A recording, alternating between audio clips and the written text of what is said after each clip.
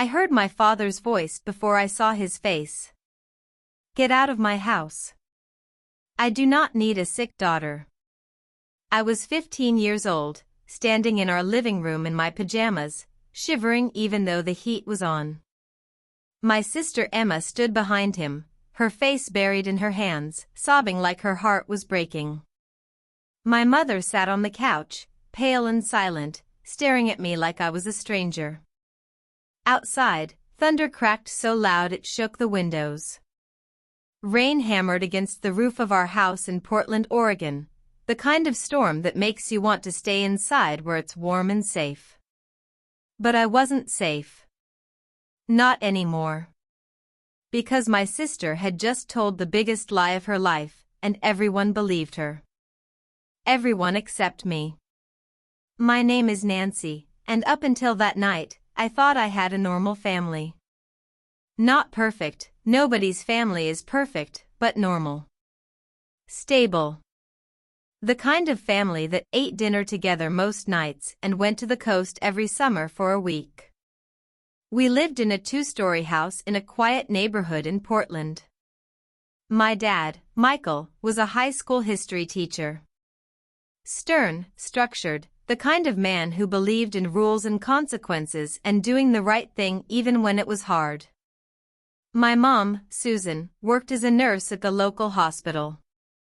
She was softer than my dad, gentler, but she always deferred to him when it came to the big decisions. And then there was Emma. My sister. 18 months younger than me. Dark curly hair where mine was straight.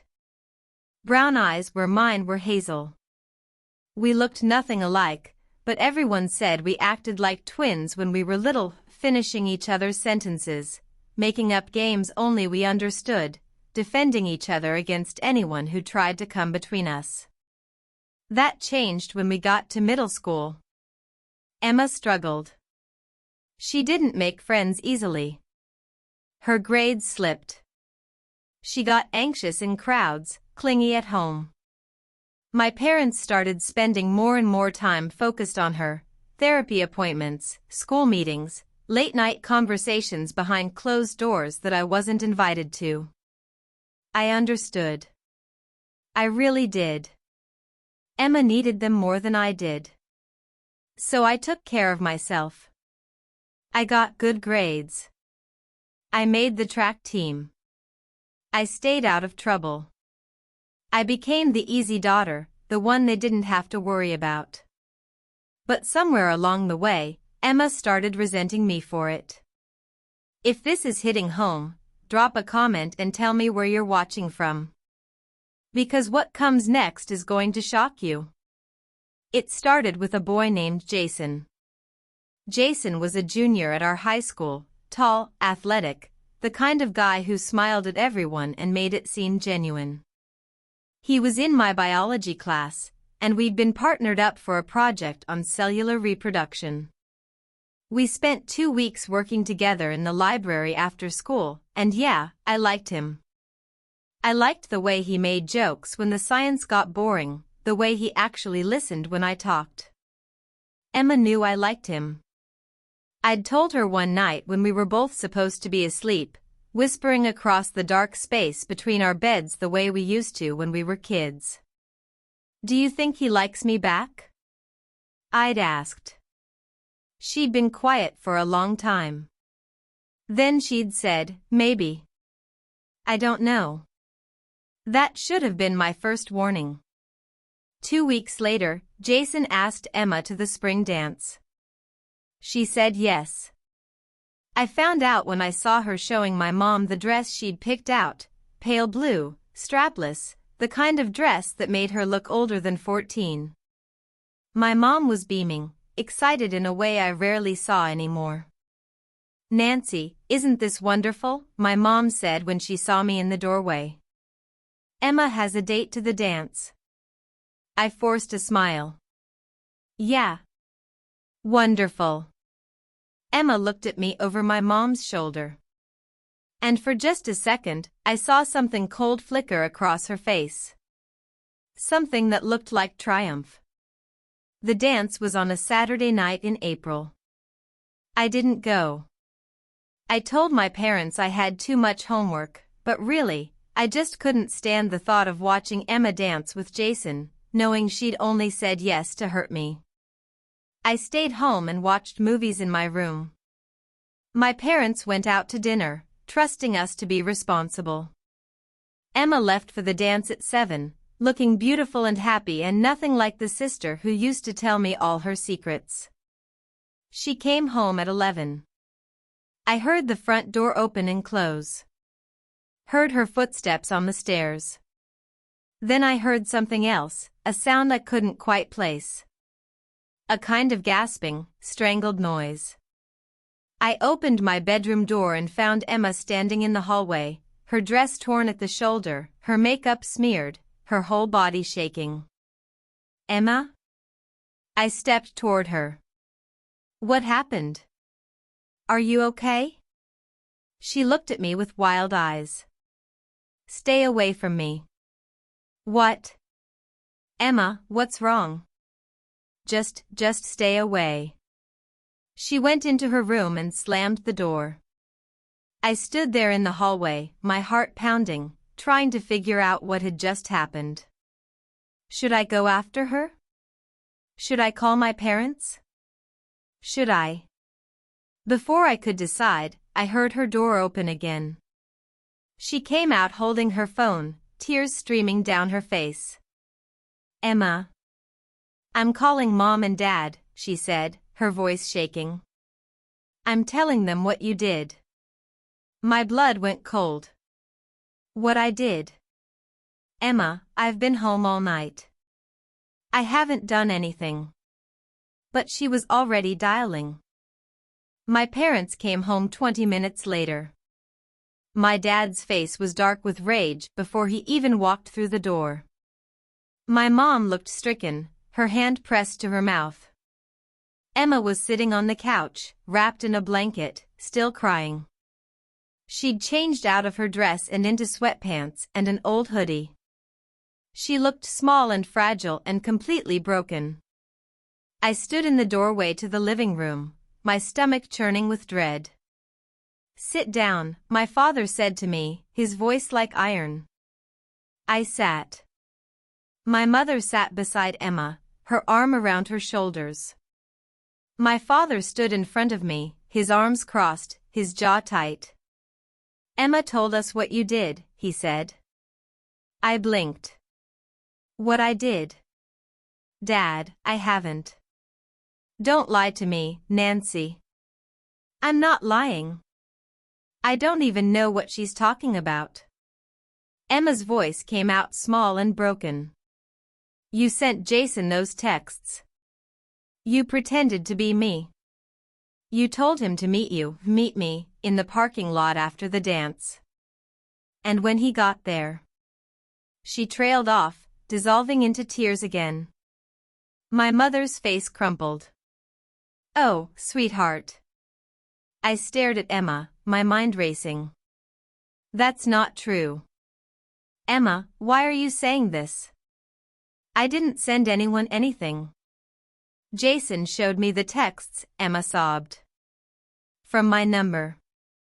You must have taken my phone while I was getting ready. You sent him messages saying I wanted to, that I wanted to. She couldn't finish. My mother pulled her closer. My father's face was like stone.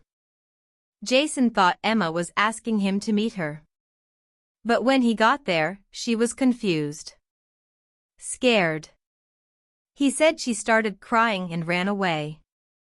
He's devastated. He thinks he did something wrong. Emma thinks, his voice cracked. Emma thinks you were trying to sabotage her. To make her look sick. Unstable. That's insane. I stood up, my hands shaking. Dad, I didn't do any of that. I've been in my room all night. Then explain the texts. I can't. I don't know anything about any texts. Emma lifted her head, her eyes red and swollen. Her voice was barely a whisper. She's always been jealous of me. Ever since Jason asked me to the dance. She's been angry. She told me I didn't deserve him. I never said that. You did. Emma's voice rose, stronger now. You said it last week. You said I was stealing him from you. You said I'd regret it. That is not what I said. My voice was shaking now, tears burning my eyes. I said I was hurt, yes, but I never. Enough. My father's voice cut through the room like a blade. I have seen the texts, Nancy. They came from Emma's phone. And Emma's phone was in her purse, in her room, while she was getting ready. The only person home was you. Dad, please. You have to believe me. I didn't. I don't know what's wrong with you. His voice was cold now. Distant. Maybe it's jealousy. Maybe it's something worse. But I will not have this in my house. I will not have you tormenting your sister. The room tilted. What are you saying? He looked me straight in the eye. Get out of my house. I do not need a sick daughter. Tap like if you've ever been accused of something you didn't do. Because this story is about to take a turn no one saw coming. I stood there, frozen, waiting for someone to tell me this was a bad dream. But my mother wouldn't look at me. Emma was still crying into her hands. And my father's face was set like granite. Dad, I whispered. Please. Pack a bag. Now. Where am I supposed to go? That's not my problem anymore. Something inside me broke. Not in a loud way. In a quiet, final way. Like a bone snapping cleanly in two. I walked upstairs. I pulled a duffel bag from my closet and stuffed it with clothes, my phone charger, the little bit of cash I'd saved from babysitting. I moved mechanically, like a robot, because if I let myself feel anything, I'd collapse. When I came back downstairs, my father was holding the front door open.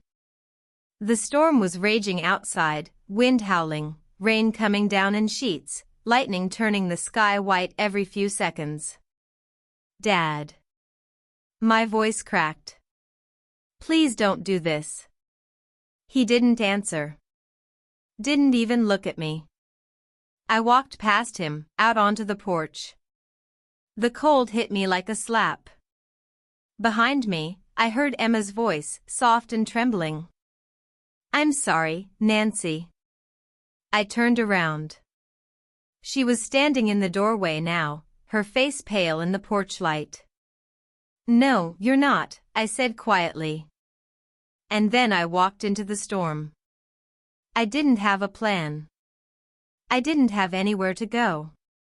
I walked for 10 minutes before I realized I was soaked through, my clothes clinging to my skin, my shoes squelching with every step. The streets were empty. The rain was so heavy I could barely see. I thought about calling my best friend, Marissa. But it was almost midnight, and her parents were strict. They wouldn't let me stay over without talking to my parents first. I thought about going to my aunt's house across town. But I didn't have a car, and the buses weren't running this late. So I did the only thing I could think of. I went to the public library. It was closed, but there was an awning over the front entrance, and I huddled under it, shivering, trying to figure out what to do next. My phone buzzed in my pocket. I pulled it out, hoping, stupidly, that it was my dad calling to say he'd made a mistake. It wasn't. It was a text from an unknown number.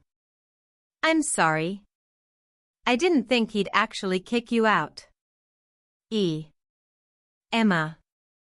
Texting me from someone else's phone, probably a friend's. I stared at the message for a long time. Then I typed back. Why did you lie? 3 dots appeared. Disappeared. Appeared again. Then, because I'm tired of being the broken one, I turned my phone off and leaned my head back against the cold brick wall. I stayed there for 3 hours, shaking from the cold, crying until I had no tears left. And then I heard the sirens. I didn't know the sirens were for me until I saw the police car pull up in front of the library. 2 officers got out, a woman with short gray hair and a younger man with kind eyes. The woman approached me slowly, her hand outstretched. "Nancy," she said gently. "Nancy Foster?" I nodded, too numb to be scared. "Sweetheart, we've been looking for you. Your family called. They're worried sick." I almost laughed. Worried sick. Right. "Can you come with us, honey?" the woman said. "We need to get you somewhere warm." I followed them to the car. They wrapped me in a blanket and turned the heat on full blast. The younger officer handed me a bottle of water. "Your parents called 911 about 30 minutes ago," he said. "They said you'd run away. They said you were in crisis." "I didn't run away," I said quietly. "My dad kicked me out." The 2 officers exchanged a look. "That's not what they told us," the woman said carefully. "I know." We drove in silence for a few minutes. Then the woman's radio crackled to life. A voice came through, "Dispatch, urgent and clipped. Unit 12, we have an update on the Foster case. The sister has recanted her statement." Repeat, the sister has recanted. Parents are requesting immediate return of the minor to the home. The car went silent. The woman picked up the radio. "Copy that. We're en route with the minor now." She met my eyes in the rearview mirror. "Nancy, do you know what recanted means?" I shook my head. "It means your sister admitted she lied." When we pulled up to my house, every light was on. My father was standing on the front porch, his face pale and drawn.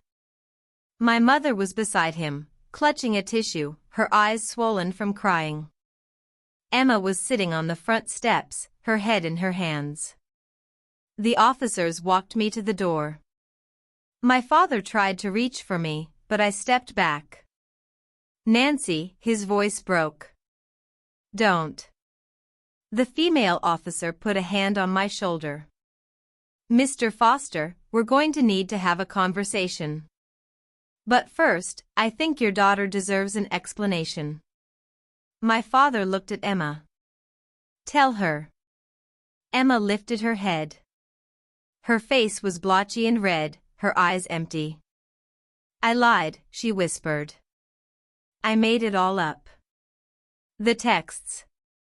Jason. All of it." I stared at her. "Why?" "Because." She choked on the words. "Because you're perfect.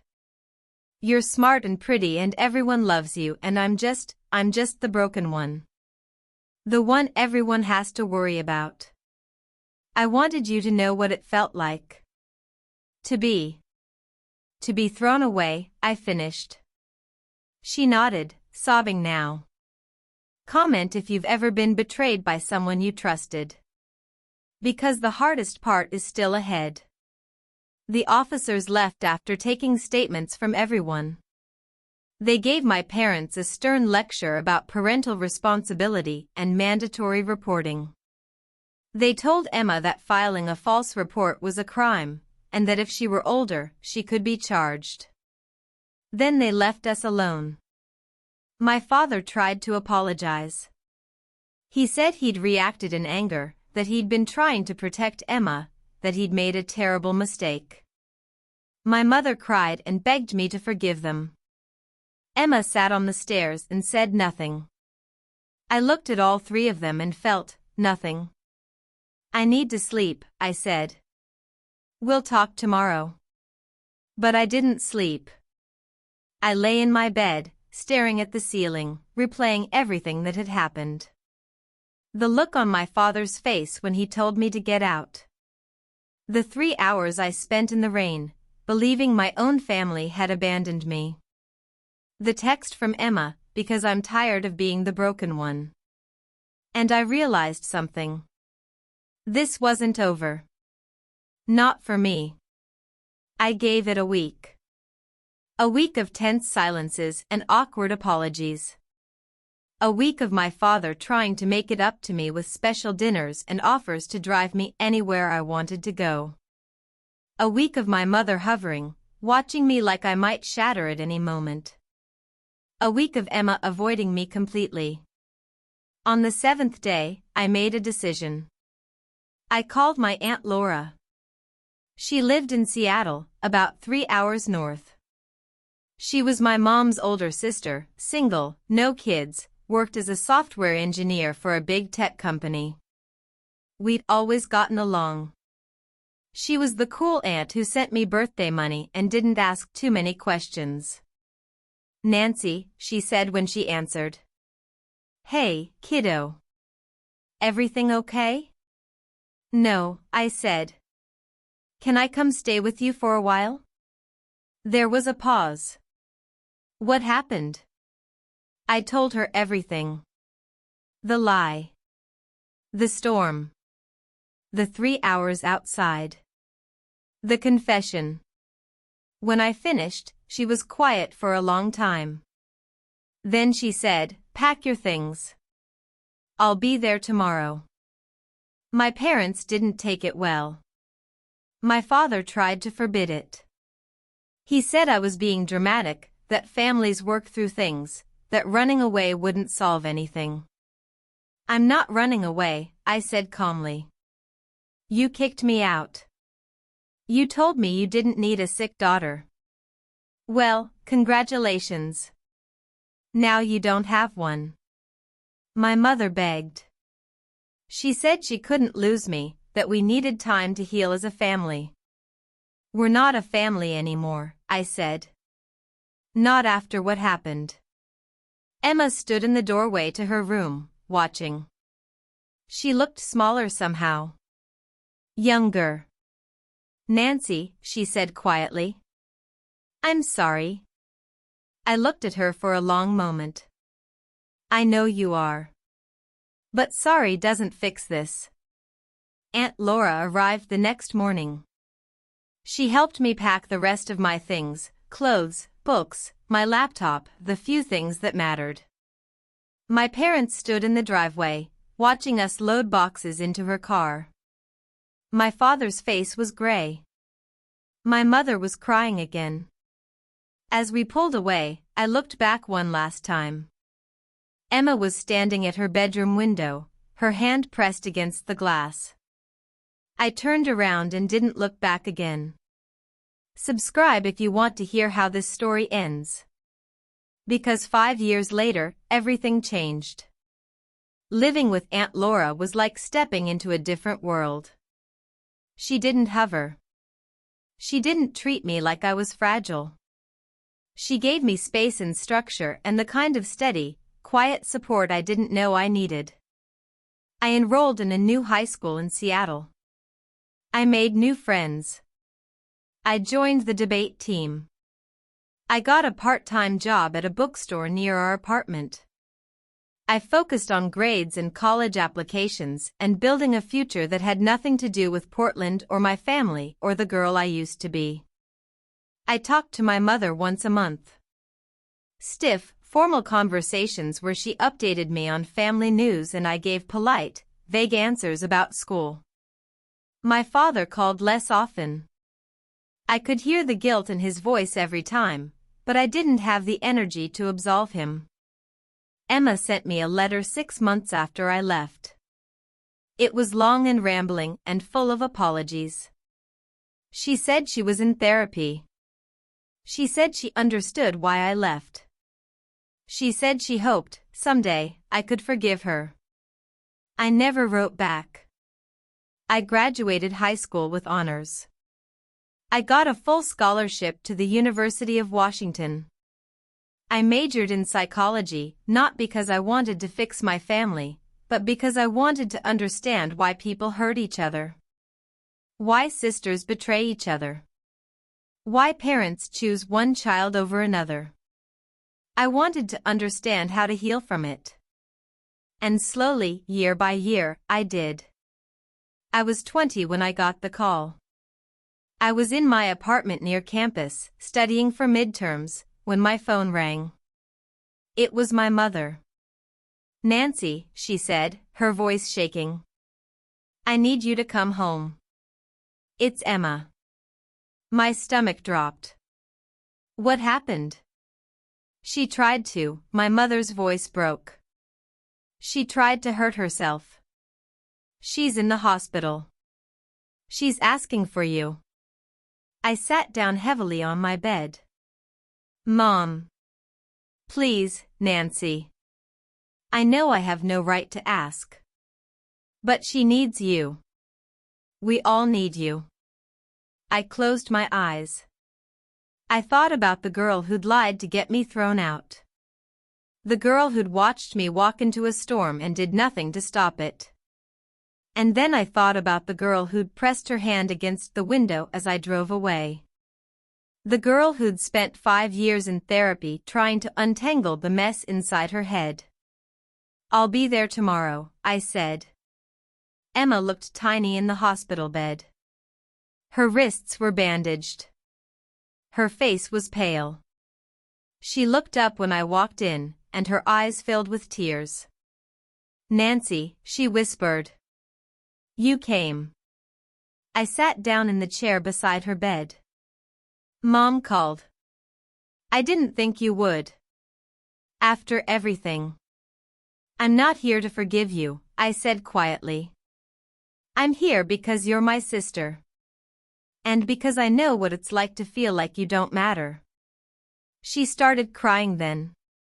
Not the manipulative tears from that night 5 years ago. Real tears. Broken, ugly, desperate tears. "I ruined everything," she sobbed.